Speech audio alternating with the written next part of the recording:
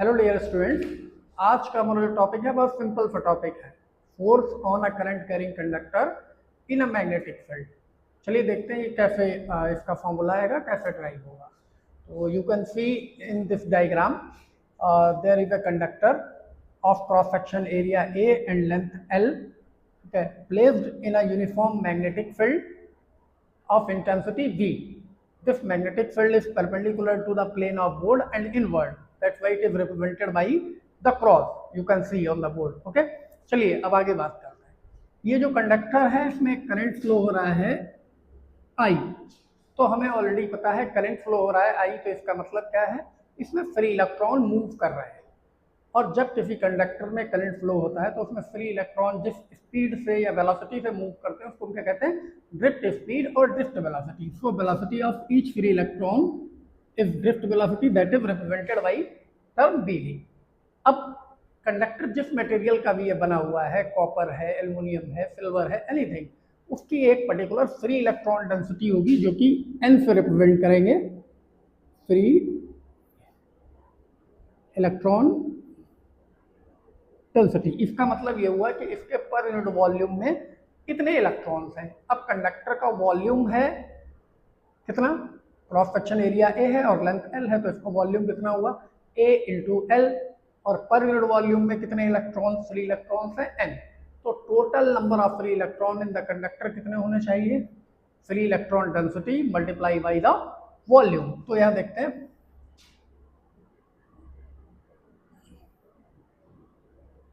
the number of free electrons in conductor, इसको capital N suppose कर लेते हैं, और ये कितना होगा, N into AL means free electron density into volume. चाहे तो यहां पर मार्क भी कर देंगे,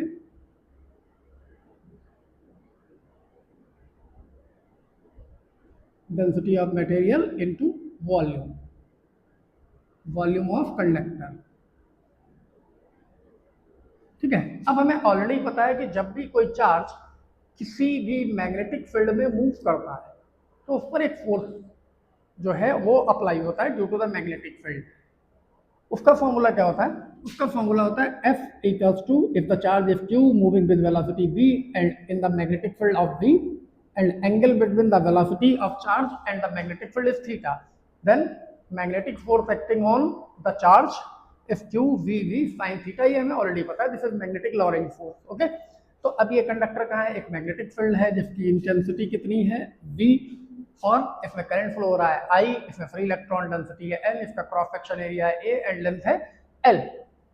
तो इसका मतलब ये होगा कि इसके पर फ्री इलेक्ट्रॉन पर एक मैग्नेटिक फोर्स लग रहा होगा जो कि इसके अकॉर्डिंग होगा। तो यहाँ पर मार्क कर सकते हैं force on each electron in conductor.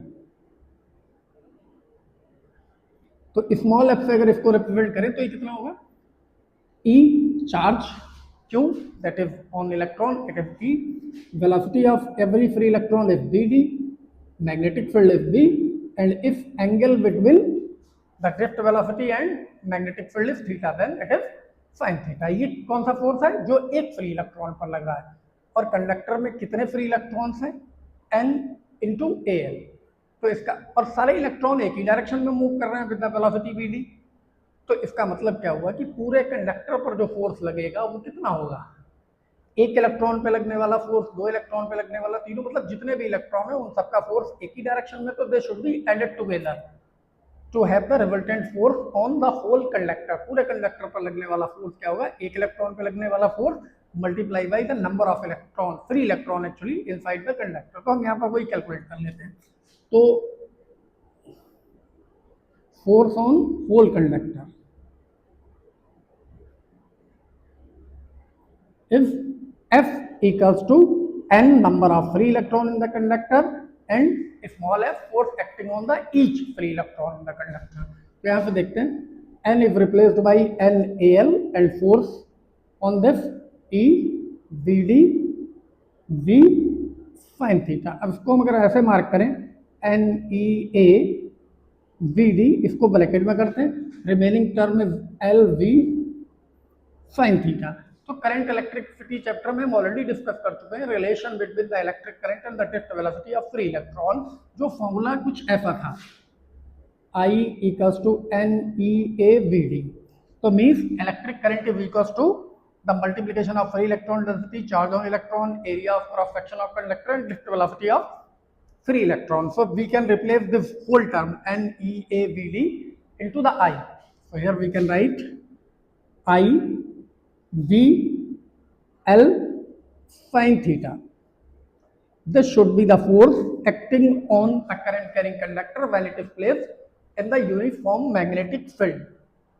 अब ये आप ऑलरेडी समझ सकते हैं कि when it will be maximum, when it will be minimum. So if the theta is 0 degree, so no force is acting on this because sin 0 is 0, then the force is minimum, that is 0. Means जब ये conductor parallel place किया जाएगा magnetic field के direction में तो इसमें कोई force नहीं लगेगा, और when the theta is 90, so sin 90 is 1, the force will be maximum. So we can write here F minimum